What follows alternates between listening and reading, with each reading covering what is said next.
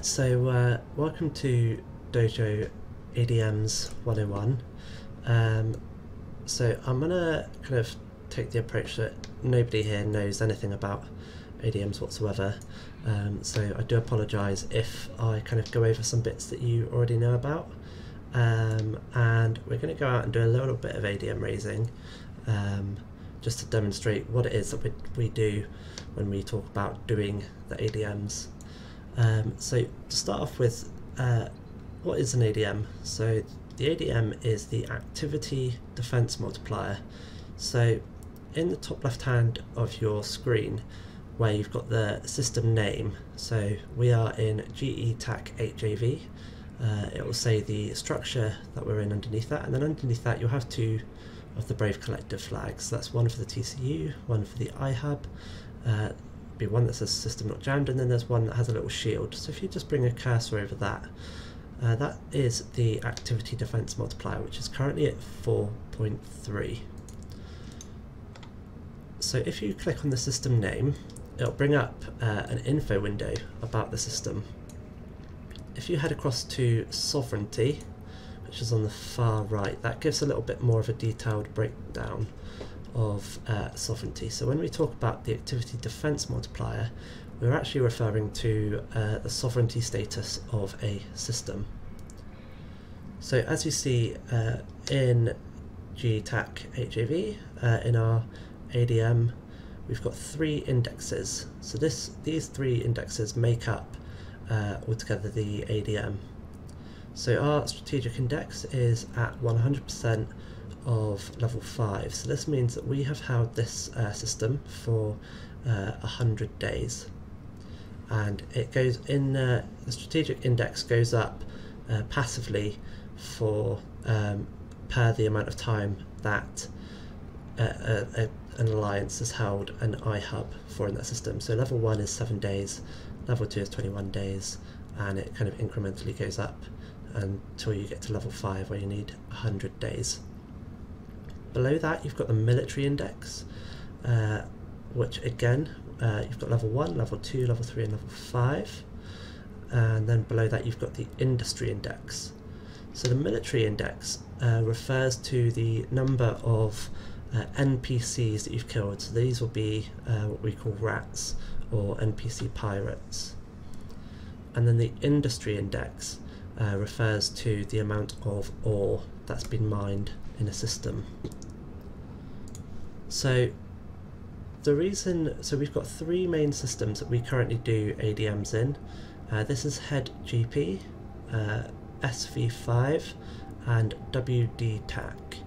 So the reason why we do those 3 systems is because they are key systems for us to get into North Catch, get into low sec and get around. They're quite central to Catch, so they're very high traffic areas, and we like to try and keep hold of that and stop any enemy corporations or alliances getting hold of that. So we have a particular problem with a corporation called Simple Farmers. They used to control that area, but we've ceded control from them, and basically that means that we've taken control of those systems from them. They are hostile to us, they don't like us very much, and so we try and keep hold of those systems. Now, in systems where you have sovereignty, you can lay down or anchor structures. So in G, where we're in the Keep Star, this is a structure that we've anchored down, and its vulnerability is directly related to our sovereignty status, and who can lay down structures in our systems. So in G, because our ADM is quite high, it means that no other alliances or corporations can lay down structures of their free will in our system. So at this point, does anyone have any questions? What systems did you mention again? I missed that. That's alright, so Chocolate Mad has linked them in Fleet Chat. So that's Head TAC GP, SV5 TAC 8N, and WD-TAC VTV. Okay. So basically the pipe that leads to low sec, right? Yeah, basically the pipe that leads to low sec. So that's always quite heavily camped by enemy corporations. And that's where we have our two Anzerblexes linking to. So we have an Anzerblex, which is a type of jump bridge, which goes from this system here to head GP. We also have an Anzerblex in YHN leading to SV5. Those Anzerblexes allow us to completely bypass the pipe to get into low sec, so they're really, really handy. The other super important thing with ADMs is if we can keep the ADM of a system above 4, enemy organizations cannot drop small or medium structures in that spot. If it drops below 4, they can. So it's another way for us to keep their structures out.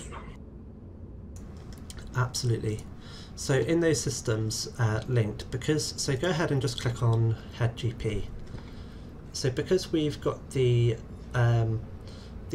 strategic index up to 5, it means that we don't need to focus on the other two indexes quite so much. So let me try and find I don't have the table. So there's a table that kind of basically maps out which each of these levels are worth and how they make up this ADM. So you get 1 point for each level of these in the strategic index, and then I think it's 0.4 or 0.6 for each level in the military index. And the maximum activity defense multiplier it can be is times 6.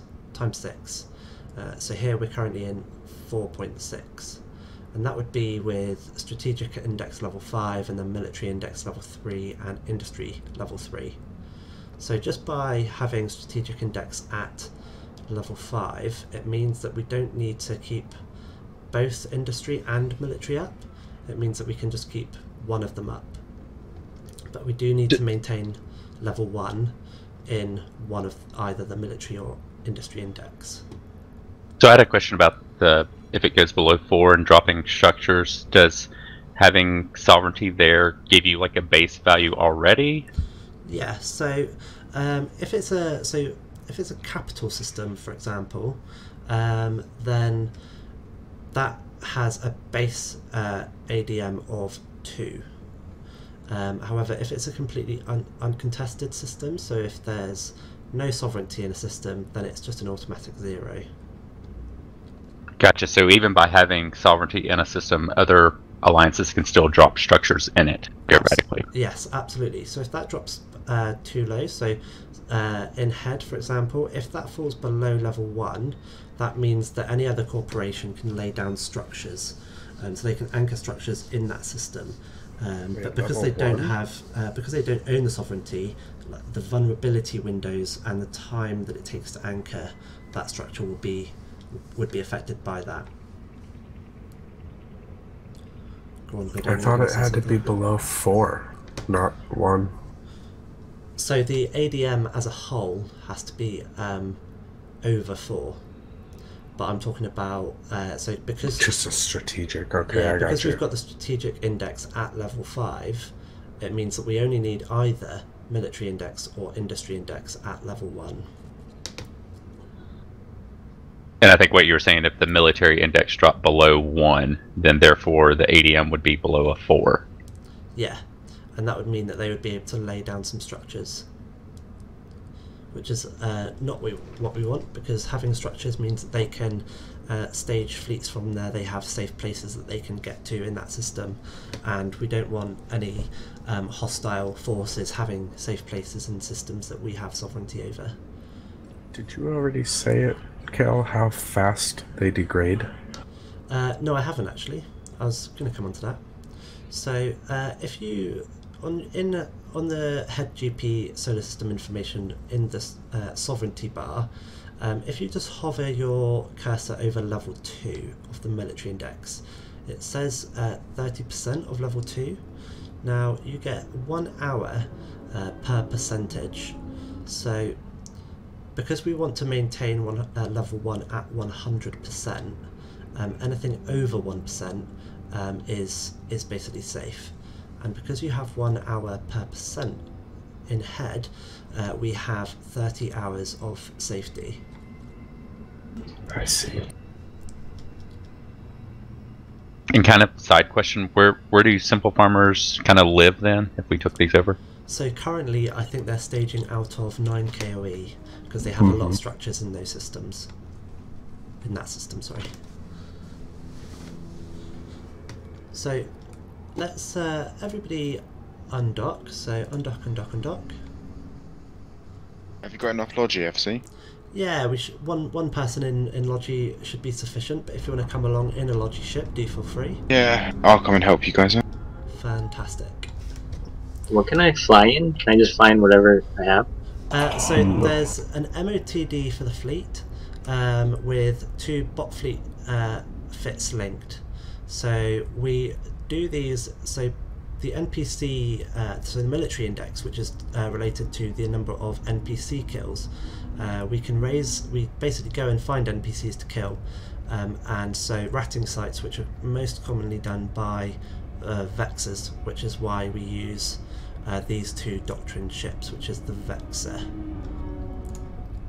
Okay, so should I buy that right now then? Yeah, if you have, if you're able to get one fitted up, that'd be great.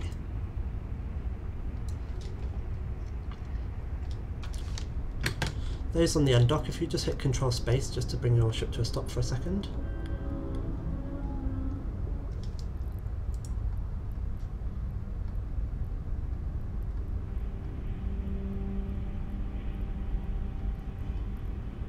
Wow, that's hilarious. What's that? I was just comparing my exec fit to the doctrine, and it's absolutely identical. I didn't even know. So something that Gordain also linked is something called Brave Bucks. So Brave Bucks are essentially free money. They're linked to they're linked to ADM raising and enemy hunting. So if you go ahead and get yourselves onto that link and authorize it to view your ESIs and stuff, it basically means that in certain systems which are key to strategic points, you will get Brave Bucks for raising the ADMs in those systems. What Brave Bucks are, it's worked out on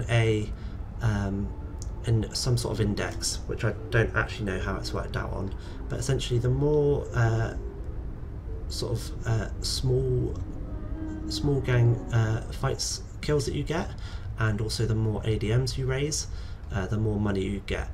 And once you reach, in the payouts, once you reach 100 million, you can then request a payout and you get 100 million into your bank.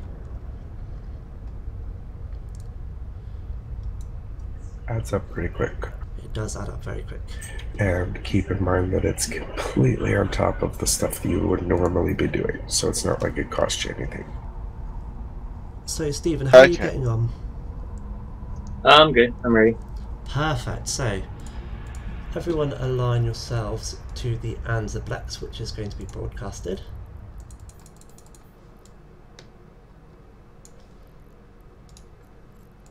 And take this fleet warp. Warp drive active. So make sure that you've got myself, Kel Drosto, on the watch list, and I've just put letters in fleet. So you can add me to your watch list by just hovering the cursor over my name, right clicking, going to the fleet drop down menu, and then add to watch list. So everyone jump the gate, jump the gate. So we're going to be focusing on the military index. So the mining index can just be done by going around the different mining anomalies or asteroid belts and simply doing a whole load of mining. But we're going to focus on the military index. So this can be done by belt ratting, so for looking for NPCs in belts, but we're going to look at anomalies. So if you go ahead and open up your probe scanner, we're going to go around and just do a couple of sites and just show you how quickly it can be done and how much progress we make. So before we started, we're on 30% of level 2, so we'll do a couple of sites, just see how quickly that raises, and then we'll head home. So on your probe scanner, if you align yourselves to FAK, which is Sancha Forsaken Rally Point,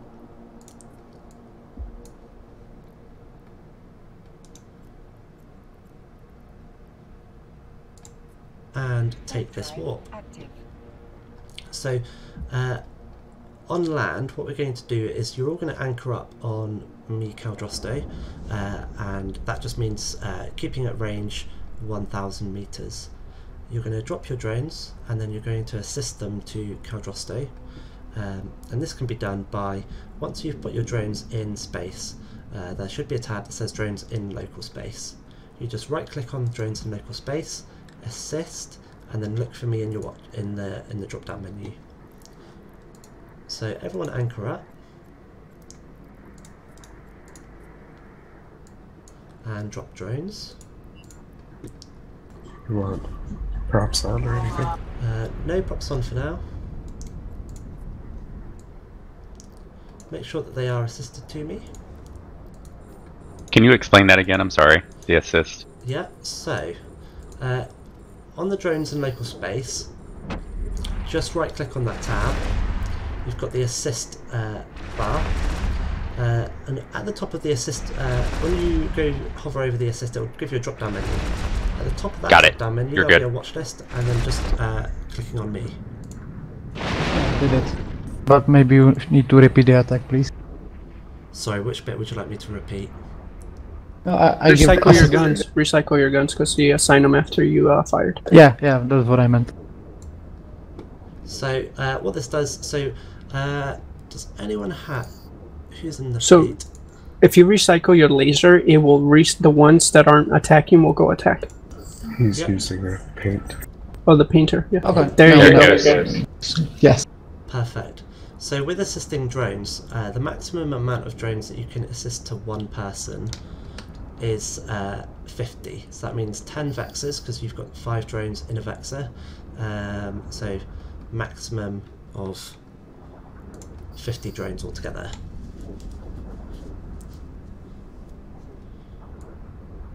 And even if we have them assisted to you, we can still recall them, right? Yeah, you can still recall them, you can still get them to target different things, you still have full autonomy over your drones, but because you've assisted them to me, it means that I can give them targets.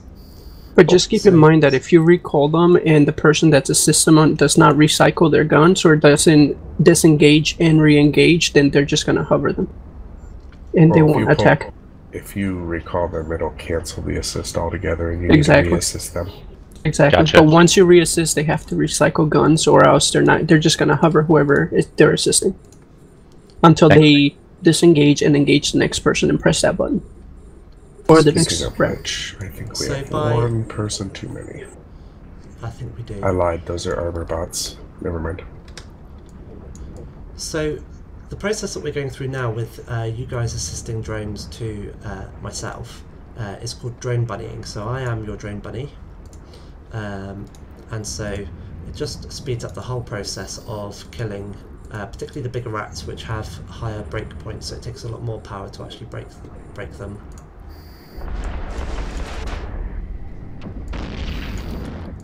So at this point, does anyone have any questions?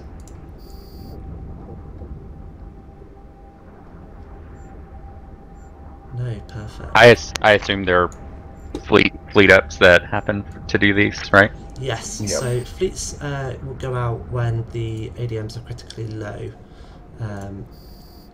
So yeah, when the military index is particularly low, so like today 30 hours is cutting it quite fine, so typically someone will call out a fleet to do this.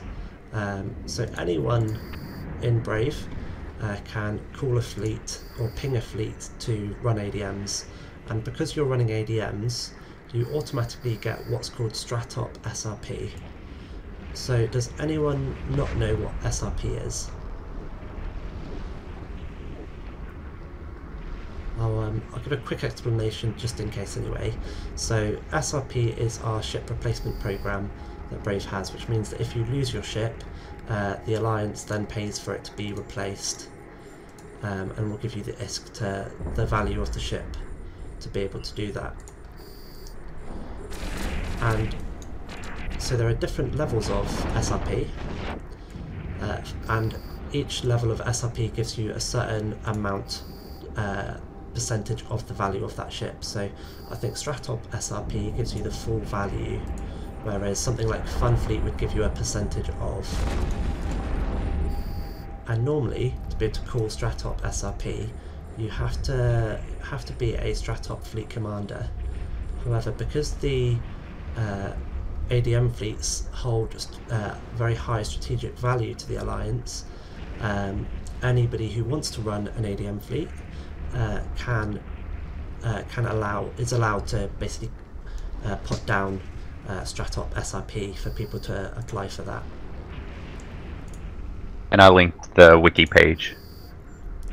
Perfect. Hey Cal, I don't know if you already explained this, but how does the Brave Bucks work with the ADM fleets? I know you mentioned it. Yep, so the Brave Bucks relates to ADM boosting, so it kind of works on the same value of the military index. So the more ratting that you're doing in a system that has a low ADM, will basically, they have some sort of algorithm that works it all out and stuff. And so basically the more ratting you do in a system that has a low ADM, the more Brave Bucks you get, essentially. And that's under 4 for the AD? No, so it's any systems, I think, let me have a quick look. I think Brave Bucks only pays if it's less than 4. Less than 4, okay. And the lower it is, the more it pays. Right. Yeah, it says equal or lower than 4. Yeah. I'm not 100% sure, but I think there's special exception given for these 3 systems because of how important they are. I was going to say these 3 systems, so Head GP, WD TAC and SV5 are special exceptions to that. You will get Brave Bucks for doing ADMs here. Okay. And I don't know what value that goes up to.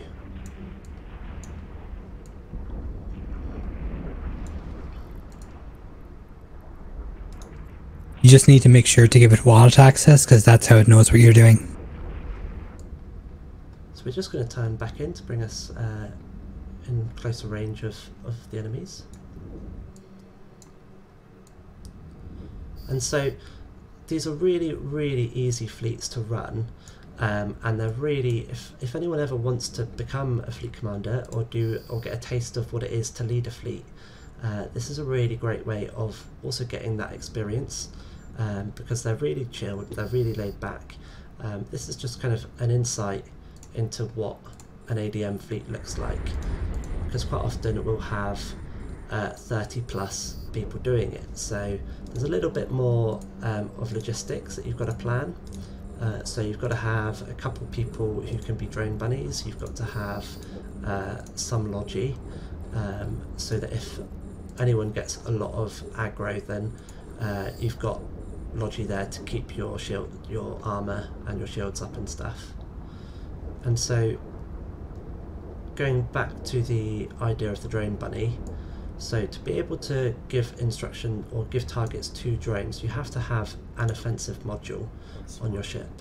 So anything that causes direct aggression to a hostile ship, so that can be anything from a turret, missiles, standard weapons, or it can be any form of E-war, so electrical warfare. So that can be target painters, tracking disruptors, anything like that.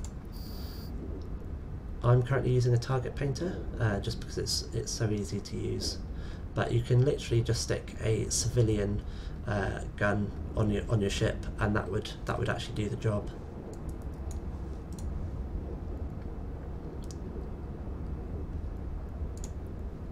So at this point, does anyone have any questions? At what point? Because obviously I know that each one of these are kind of like different levels. At what point can they be soloed at all, or is that not recommended?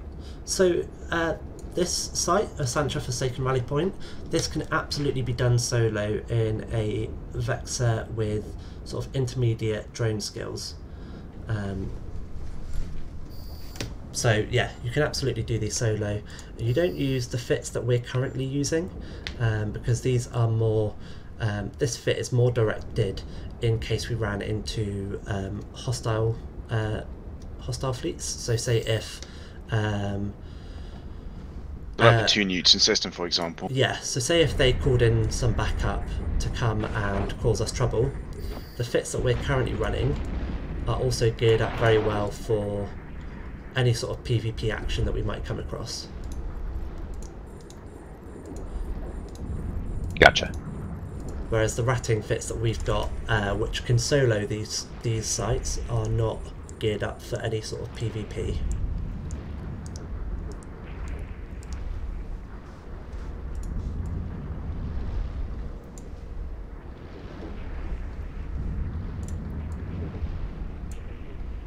And to clarify running these things solo just a little bit, RIB requires you keeping up your transversal, which means orbiting an object in space in range of your targets while running the afterburner that's fit.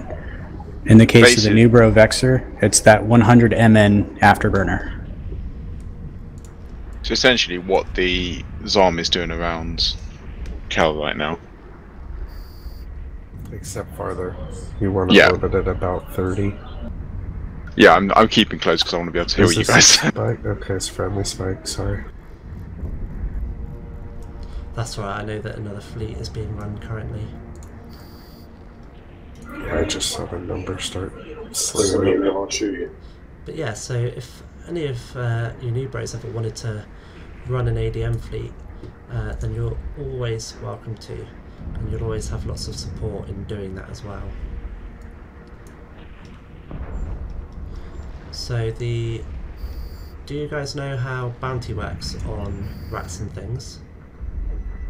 Yeah, you get something called ticks. Yes. Which is reward every 20 minutes. Yeah, so ticks which are every 20 minutes, and the ADM increases with every tick. So you won't see an increase in the ADM immediately, you have to kind of wait until that 20-minute tick is up.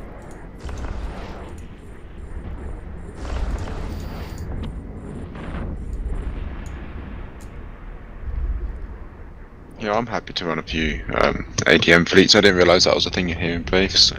Yeah, absolutely. It's kind of nice to just kind of cruise around and chat with some dudes. Sometimes we get some music pumping on Plug DJ, sometimes we just chat about randomness. It's also a really great way to learn the basics of fleet command. Very. Well, I used to run Logianchor in Providence, so...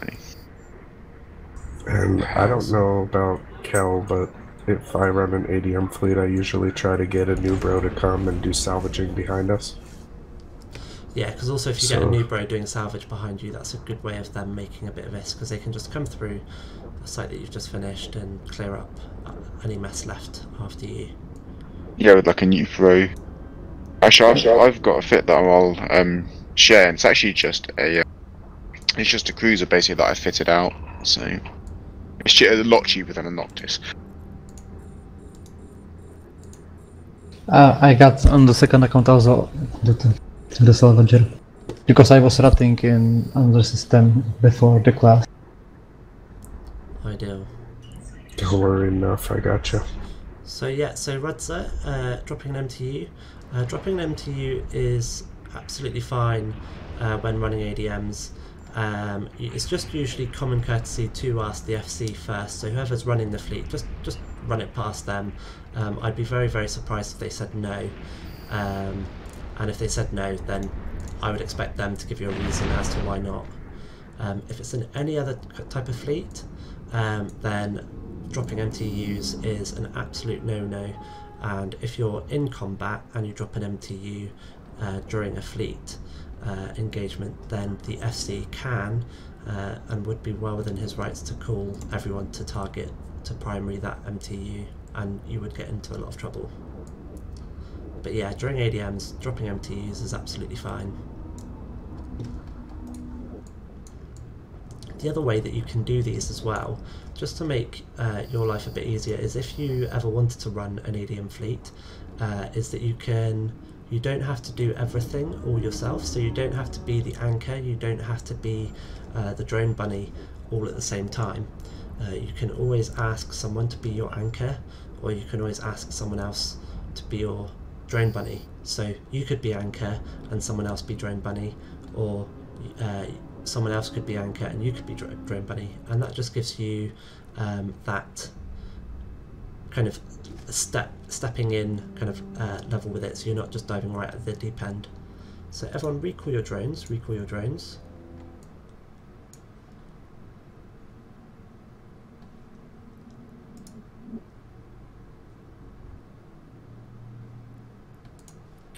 For these fleets, what's usually the best like drone loadout? For ADMs, it would be 3 lights, 2 mediums, and that would be the Amar drones, because they do EM damage, which is what the Sancha rats are vulnerable to. So we just go on. Whoever was going to say something. No, I was just going to say, because the bot fleet alpha thing has all, you know, I was surprised because it had the Galente drones. Yeah, so that'll be for, they give you a bit of variety of drones in terms of damage types in case you came into a PvP situation. So we've just done one site. I think that's taken us, what, 15, 20 minutes. So if you open up your sovereignty tab on the solar system information by just clicking on the system's name, 7%. So yeah, we've actually gone 5% at the moment. We've gone from 30% up to 35. So that's one site in literally a few minutes, and that's. It shows 37 for me. Oh, does it? Me too. It would just need to tick over. Yeah, you guys are fancy. Sometimes it takes time for people's ticks to change. So for 37%. Ideal. So that means essentially that in 15-20 minutes we've now given this system 7 hours of safety, which is awesome. So there's still some drones out, so recall those drones. Now Paul, who's just come in, Mr. Paul Hipster Malcolmson. Where's your ping? My ping is in Dojo. Ah, you should have still done a fun ping for it. Well, I'm currently running a Dojo class. And I don't want too learn. many people on it. I just Okay. But I will be coming back very soon. I will ping an ADM fleet separately. So guys, this is Paul. Hi. And essentially he is the guru of ADMs. He is the be-all and end-all of all ADM knowledge. So Lies, that's Kel. Anything that I haven't been able to teach you today, he would be the person to bombard with all of your questions. So there are still some drones out, so please make sure that you guys get those drones in. So another thing with ADM fleets is we'd like to try and run them quite quickly, so that means dashing between all of the sites. And so drone discipline is something that we really want people to be on. Press Shift R. If you're in fleet, press Shift R. Align yourselves back to the head. Or you're about to lose it. We're doing another one, or are we going back? We're going to head back because yeah, I think we've demonstrated everything to do with ADMs, which is great. It's gonna lose drones. Yeah. Cool. Everybody take this warp. Warp drive. That is what we refer to as RIP drones. Kel, I'll catch you back down and catch Dander unless you need me for anything here. No, that's absolutely fine. Yeah, we're going to head home. I'll get an ADM fleet pinged in just a second. Roger, Dodger. So yeah, as we've alluded to, I am going to ping for an actual ADM fleet. So everyone jump the gate, jump the gate, jump the gate. Looks like 15 of them does sites pretty damn quickly if we split into 15-person squads. Yeah, so if you have... Then you have watch lists too. Absolutely, yeah. So everybody take this warp. And then every now and then big things come and help. Mm-hmm. Yeah, so if like you, a Dominic.